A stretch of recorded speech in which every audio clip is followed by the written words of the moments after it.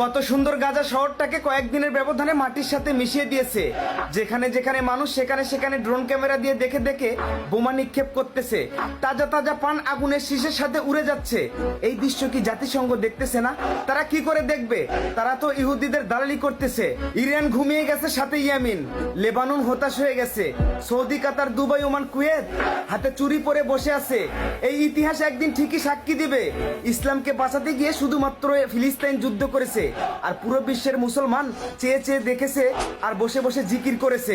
রাসূল সাল্লাল্লাহু আলাইহি সাল্লাম ভবিষ্যৎবাণী করে গেছে, শেষ জামানার সর্বশ্রেষ্ঠ মুসলিম জাতি ফিলিস্তিন, এবং তাদেরকে যারা সহযোগিতা করবে। ফিলিস্তিনের এই করুণ দৃশ্য দেখার পরও যারা চুপ আছো, কথা বলতেছো না, মনে রেখো সবাইকে আল্লাহর বিচারের কাঠগড়ায় একদিন দাঁড় হতে হবে।